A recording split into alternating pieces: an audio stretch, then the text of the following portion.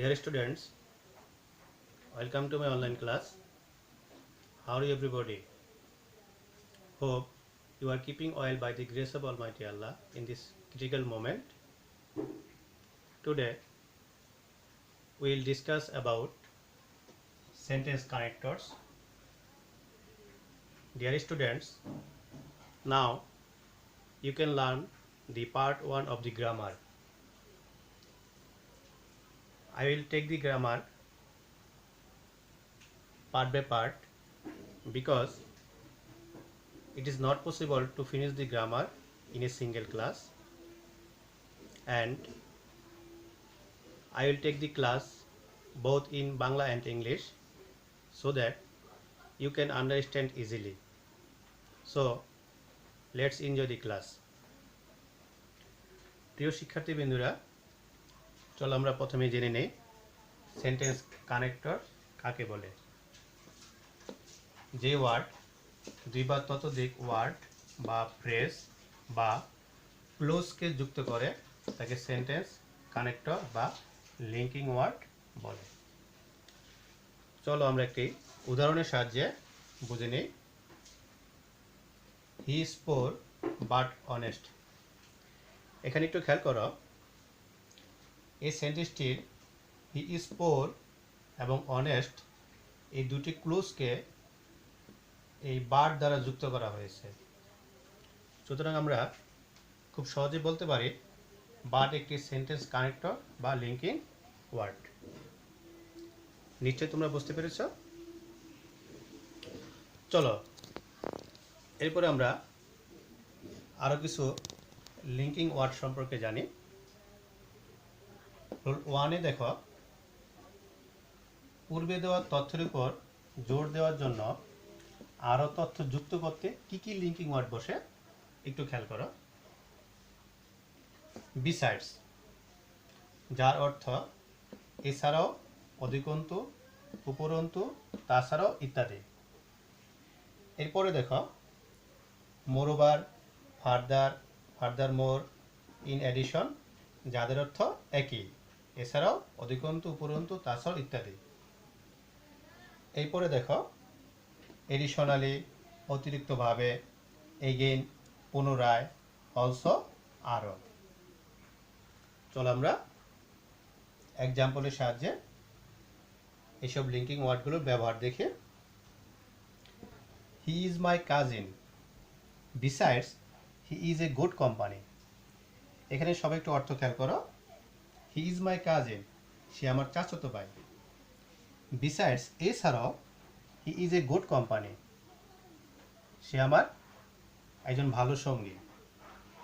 সবাই একটু খেয়াল করো, এই তথ্যটার সাথে অতিরিক্ত একটি তথ্য যোগ করার জন্য এই বিসাইডস লিঙ্কিং ওয়ার্ডকে যুক্ত করা হয়েছে। একইভাবে আবার খেয়াল করো, I gave the boy some books, moreover I gave him some money. এখানে সবাই একটু অর্থ খেয়াল করো। I gave the boy some books, আমি ছেলেটিকে কিছু বই দিয়েছিলাম। মোরওভার, এছাড়াও, আই গেভ হিম সাম মানি, আমি তাকে কিছু টাকা দিয়েছিলাম। এখানে একটু খেয়াল করো, এই তথ্যটির সাথে অতিরিক্ত এই তথ্যটি যুক্ত করার জন্য মোরওভার লিঙ্কিং ওয়ার্ডটি ব্যবহৃত হয়েছে।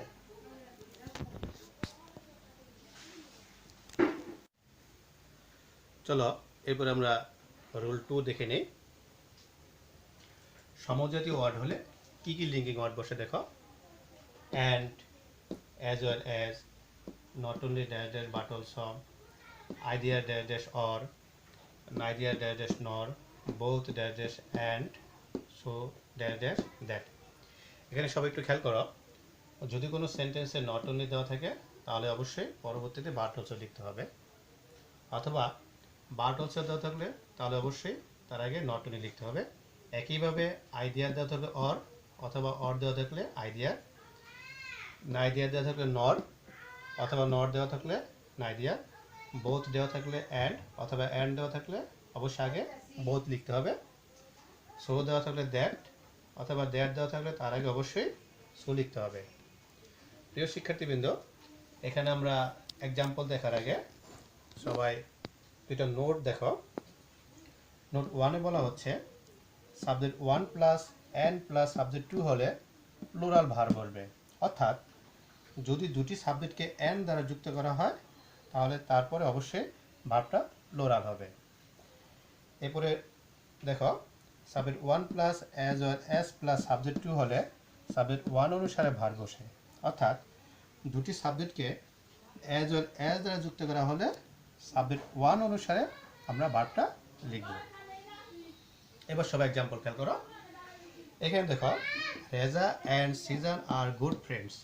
সবাই একটু খেয়াল করো, রেজা এবং সিজনকে এন দ্বারা যুক্ত করা হয়েছে এবং দেখো নোট অনুসারে ভার্বটা প্লুরাল হয়েছে।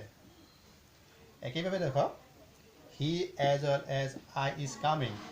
এখানে দেখো হি এবং আইকে অ্যাজ ওয়েল অ্যাজ দ্বারা যুক্ত করা হয়েছে এবং নোট অনুসারে দেখো সাবজেক্ট 1 অনুসারে ইজ ভার্ব প্লুরাল ভার্ব না বসে সিঙ্গুলার ভার্ব ইজ বসেছে। এরপর দেখো neither you nor I have seen the boy. প্রথমে নাই দেওয়া থাকার কারণে পরবর্তীতে নর বসেছে। আবার দেখো both Rana and Rupa have done the work. Both প্রথমে বসেছে এবং পরবর্তীতে দেখো অ্যান বসেছে। তার মানে এখানে অ্যান দেওয়া থাকার কারণে প্রথমে বোথ বসেছে।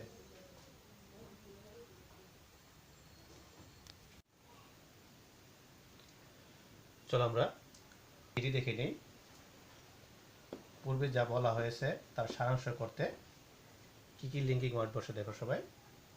ইন সামারি শেষে বা পরিশেষে, ইন কনক্লুশন পরিশেষে, টু সাম আপ সংক্ষেপে বলতে, টু কনক্লুড একই অর্থ, ইন ব্রিফ সংক্ষেপে, দাস এইভাবে, হেন্স অতএব তাই, ওভারঅল সর্বোপরি, দেয়ারফর সেই জন্য অতএব, সো সুতরাং তাই। আমরা এবার এক্সাম্পলের সাহায্যে ব্যবহার দেখি। Trees are very useful to us. They play a vital role for our environment. They give us oxygen, food, wood, shade, and so on. In summary, they are very necessary for our life. সবাই একটু অর্থের সাহায্যে বোঝার চেষ্টা করো। Trees are very useful to us. গাছপালা আমাদের খুবই উপকারী। They play a vital role for our environment. তারা আমাদের পরিবেশের জন্য একটি গুরুত্বপূর্ণ ভূমিকা পালন করে। They give us oxygen, food, wood, shade and so on. তারা আমাদের অক্সিজেন, খাদ্য, কাঠ, ছায়া এবং আরও অনেক কিছু দেয়। ইন সামারি পরিশেষে, they are very necessary for our life. তারা আমাদের জীবনের জন্য খুবই প্রয়োজনীয়। তাহলে আমরা এখানে দেখতে পেলাম যে পরিশেষে অর্থে কিভাবে ইন সামারি লিঙ্কিং ওয়ার্ড ব্যবহৃত হয়। ঠিক আছে। আচ্ছা, এরপরে সবাই রুল 4 খেয়াল করো। ফলাফল প্রকাশ করতে কী কী লিঙ্কিং ওয়ার্ড ব্যবহৃত হয় দেখো সবাই।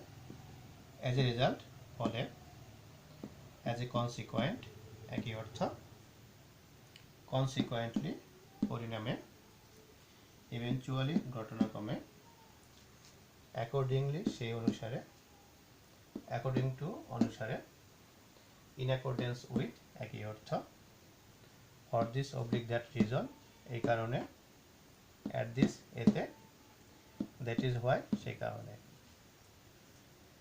সবাই এক্সাম্পল খেয়াল করো। He did not study well, as a result he failed in the exam.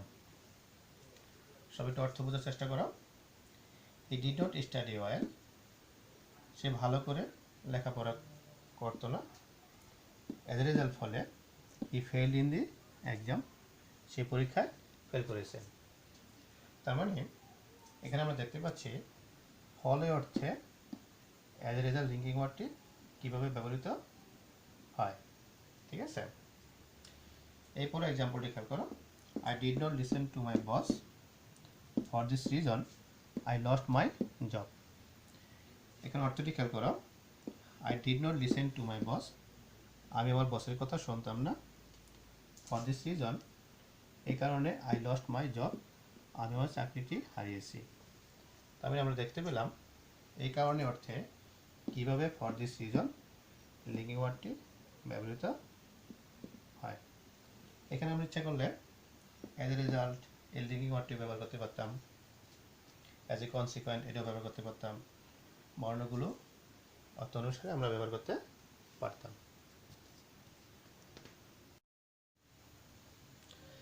Rule 5, দৃষ্টান্তের সাহায্যে ব্যাখ্যা করা বোঝাতে দেখো সবাই কী কী লিঙ্কিং ওয়ার্ড বসে। ফর এক্সাম্পল, উদাহরণস্বরূপ, ফর ইনস্ট্যান্স একই অর্থ, সাচ অ্যাজ যেমন। সবাই একটা এক্সাম্পল দেখো। Rabindranath Tagore has written many place, for example রক্তকরবী, বিসর্জন, এটসেট্রা। অর্থ বুঝে সবাই সেন্টেন্সটি বোঝার চেষ্টা করো। Rabindranath Tagore has written many plays, Rabindranath Thakur অনেক নাটক লিখেছেন। ফর এক্সাম্পল, উদাহরণস্বরূপ, রক্তকরবী, বিসর্জন, এটসেট্রা। রক্তকরবী, বিসর্জন ইত্যাদি। বুঝতে পেরেছ? আচ্ছা, এরপরে রুল 6 খেয়াল করো সবাই। পূর্বের তথ্য স্পষ্ট করতে দেখো কী কী লিঙ্কিং ওয়ার্ড ব্যবহৃত হয়। অ্যাকচুয়ালি, প্রকৃতপক্ষে, ইনফ্যাক্ট একই অর্থ, প্রকৃতপক্ষে। উদাহরণটি খেয়াল করো সবাই। We are not American, actually we are Bangladeshi. যে অর্থটি কি বলতেছে দেখো, উই আর নট আমেরিকান, আমরা আমেরিকান নই। অ্যাকচুয়ালি, প্রকৃতপক্ষে, উই আর বাংলাদেশি, আমরা বাংলাদেশি। বুঝতে পেরেছো? ঠিক আছে, এরপরে এক্সাম্পল রুলটি সবাই খেয়াল করো। পূর্বের তথ্যের সাথে সাদৃশ্য বোঝাতে দেখো কি কি লিঙ্কিং ওয়ার্ড ব্যবহৃত হয়। সিমিলারলি, অনুরূপভাবে, লাইকওয়াইজ একই অর্থ, ইন দি সেম ওয়ে একইভাবে। এখানেও তোমরা সবাই এক্সাম্পলটি খেয়াল করো। I want to talk to the prime minister, in the same way I want to meet the home minister. অর্থটি বোঝার চেষ্টা করো সবাই। I want to talk to the prime minister, আমি প্রাইম মিনিস্টারের সাথে কথা বলতে চাই। ইন দি সেম ওয়ে একইভাবে, I want to meet the home minister, আমি হোম মিনিস্টারের সাথে সাক্ষাৎ করতে চাই। বুঝতে পেরেছ? ধন্যবাদ সবাইকে। Okay dear students, no more today. You must see the other parts of the class to get a fair idea about the grammar, and you must follow the rules of health to protect yourselves from coronavirus. Stay home, stay safe. Allah Hafiz.